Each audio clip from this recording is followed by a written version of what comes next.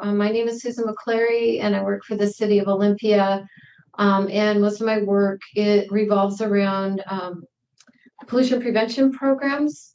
And I also work with the Regional Environmental Education Partnership in Thurston County. We wanted to try to align ourselves as best we could with some of the things in the HEAL Act. And it was really important for us to identify areas where people in Thurston County were experiencing higher and lower levels of burden. We weren't actually sure where that was. In some places, like I live in Tacoma, it's a little easier to identify those areas, but in places like Thurston County, it's a little more difficult. And so we needed to do that in order to identify service equity gaps. And then we wanted to use that to help direct our efforts to improve and support equitable outcomes. So in this partnership of creating an equity index, we worked with Thurston County, the city of Tumwater, the city of Olympia, and the University of Washington's Action Mapping Project. And so we created a contract and worked between the three of us, the three jurisdictions in the university, and it was a cost benefit for us to work this way. And so we decided that the equity index was the way for us to go to meet some of the goals that we had. And I know some of you are really familiar with what an equity index is, so I'm not going to go into this too deeply. But our index is not quite as large as Tacoma's, but it does include 5 metrics and 21 indicator data sets under it. And we kind of, we did use the Tacoma Equity Index quite a bit as an example for us, and it was really great to have that to look at. So I'm going to move on to kind of what the 5 metrics are for our index. We used environment, education, walkability, economics, and livability. And underneath those categories, we had each metric had a list of different indicators that we felt aligned themselves with the way that we were looking at equity and burden, and that we thought would be data sets that we could replicate in the future, and also were meaningful to us as stormwater utilities, essentially. So the indicators that we used for the environment were these. So we had percent of land within 200 feet of a high traffic road, percent of canopy cover, percent of land within 1 mile of a toxic site or spill, and impervious surface cover. For livability, our indicators were housing costs, homeownership rates, lead risk from housing. That kind of also speaks to housing age, and then condition of housing. The indicators for education were percent of residents with less than a high school degree, percent of residents with any college degree, and then low income elementary students, student to teacher ratio, and percent of high school students in dual enrollment programs. And for economic stability, we used poverty rate, median household income, unemployment rate, and percent using SNAP, food stamps, and cash assistance. And lastly, for walkability, we used percent of resident parcels within 1 mile of a bus stop, percent of residential parcels within 1 mile of a grocery store, percent of residential parcels within 1 mile of a library, and residential parcels within 1 mile of a park or natural area. So for our data sources, ideally it's best if you can use as much local data as possible. We used the Olympia School District data, and the other jurisdictions used their own school district data, and the county used some county school data. We also used the regional Thurston Planning Council data, and then we had state data from the Washington State Department of Ecology, and then I would say the majority of the data came from the American Community Survey. And the data that we used were from 2019 through 2021. And if you're not familiar with American Community Survey data, it's a rolling 5-year package. So it drops 1 year and then adds a new year and covers 5 years. So that's how that one works. So for the methodology for the index, each data set was normalized using a z-score. This is how you can compare different data sets to each other. And then each z-score was assigned a classification. And those composite scores were given to each metric. So those metrics are the ones that I was talking about, like livability, walkability, economy, education. And then the metric scores are aggregated into an overall composite score for each census block group. So we did this on census block groups, not block census tracts, because census tracts are pretty large, and block groups is a better way to go at to get a better resolution at the size of jurisdiction that we're at. And so what that leads to in the end is these are the census blocks here you can see in different colors. And so for each of these blocks, you can get a score for each one of those metrics, and you can get an overall score. And you can actually look within each of the metrics to the individual indicators if you're inside the interactive map. So on this map, we're seeing the higher scores, our darker colors are where people are experiencing higher to moderate burden, and then the lower scores would be the lighter colors. And when we got this back, it pretty much lined up with a lot of the things that we knew, but it also gave us a lot more specifics on, particular indicators. So, depending on what you're interested in, particularly those indicator sets can help you drill down into maybe what you're concerned with in particular within a certain census block. So in addition to the equity index, we also did a stormwater risk index. And so we had, this is a separate index that could be layered over the equity index. And we included things like impervious surface cover, percent of parcels with structures in the flood zone, percent of land area within a flood zone, percent of residential parcels, percent of commercial parcels, and percent industrial parcels. Excuse me, I have to take a sip of water really quick. So the reason why we did this as a partnership is because we have a regional environmental education partnership, as I mentioned earlier, and we really wanted to, and we have an ILA that we work under, and we have an annual work plan and budget. And so we were able to organize under that partnership that we had to do this work.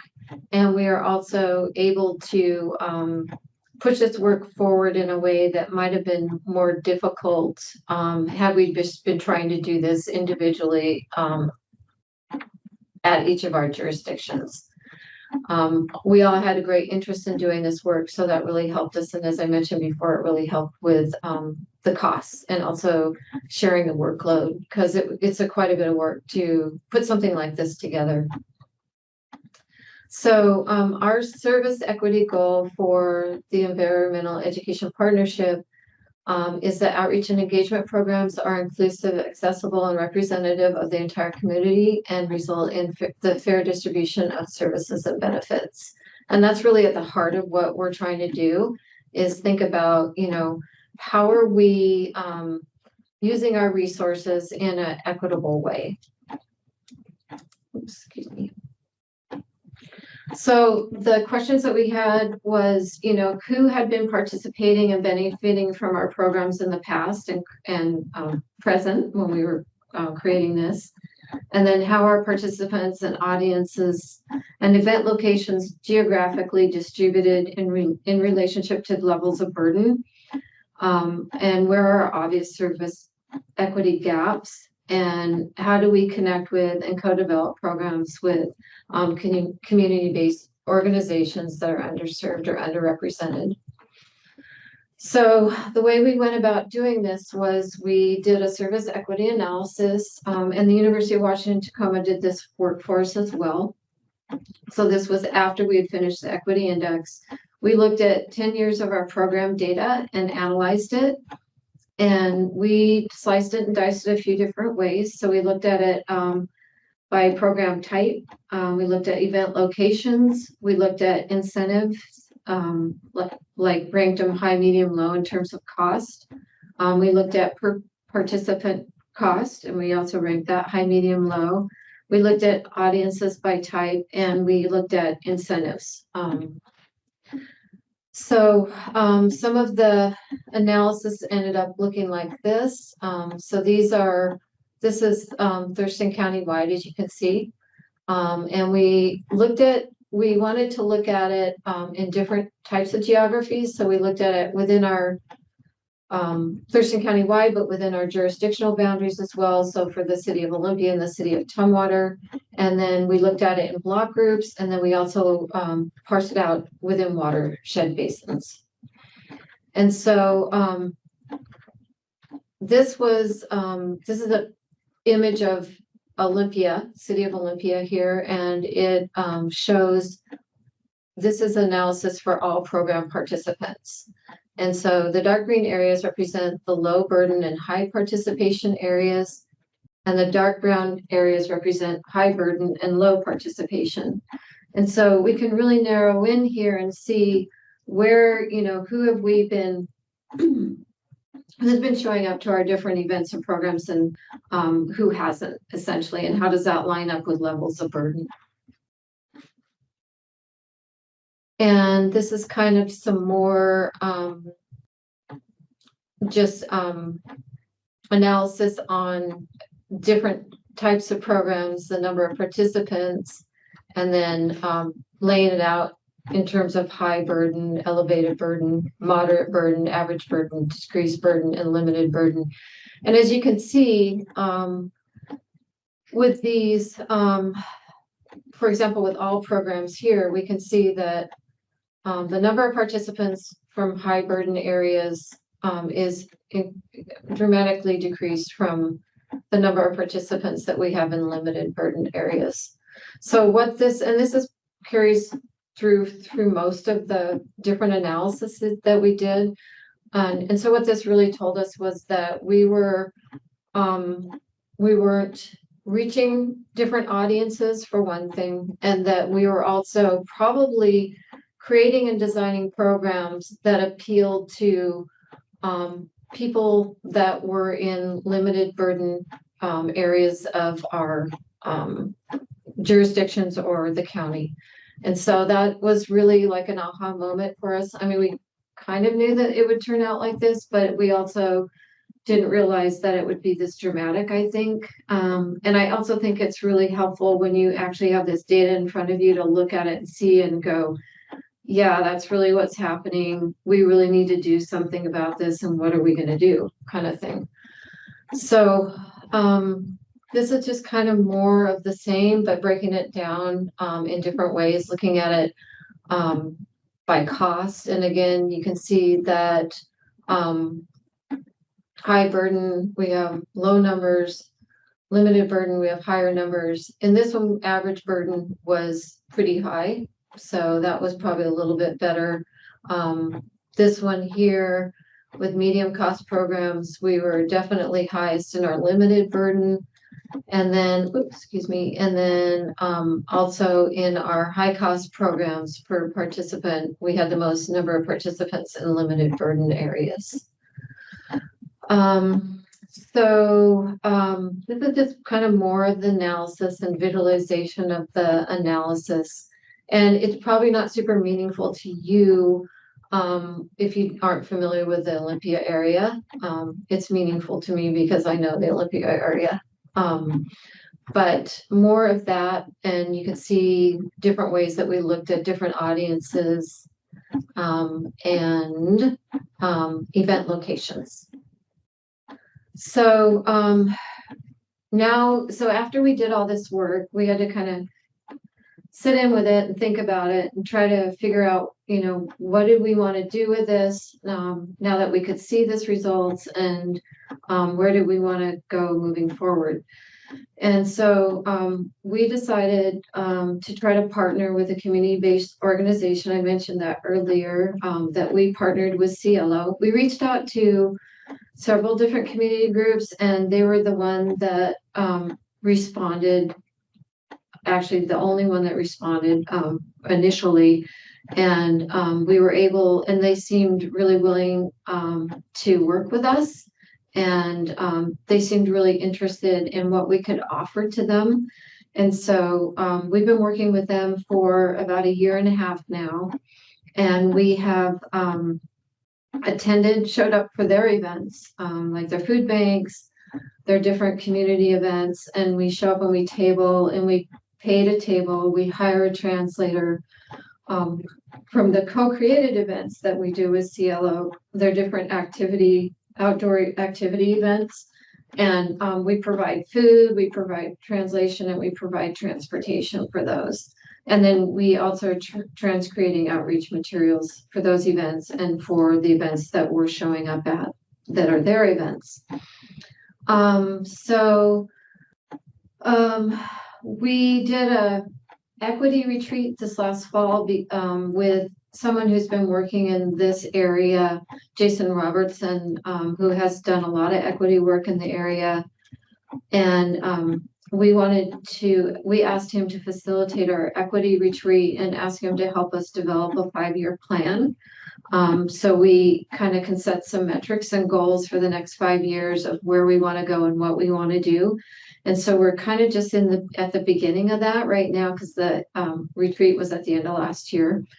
And so we're pretty excited moving forward, thinking about, the possibilities of what we want to do. Some of the things that we're thinking about doing is trying to add a new partner every year, and thinking about all the transcreation of materials that we want to do and prioritizing that. And also thinking about kind of getting into the realm a little bit of workforce development, or perhaps like youth leadership programs through Stream Team for BIPOC youth, that kind of thing. We have a lot of ideas, but it also takes a lot of time and it takes money. So we have to be really conscientious of, how being realistic about our goals and making sure that, we can meet the goals that we have, and being able to, build our capacity at the same time while we're trying to build on this work. So this is kind of the stuff that that we're also looking at within this 5-year plan. And we are also really interested in figuring out, in terms of building our capacity, what kind of grants we can get to help increase our capacity, increase this work. Lots of important things here bulleted. Next, I'm talking about challenges. So I think one of the challenges for us is tracking progress as we go, and then updating data over time. This is something that I'm really going to focus on this year, trying to make sure that we get all the new data that we have since the audience analysis was done, put into GIS, and then continuing to look at that as time goes by.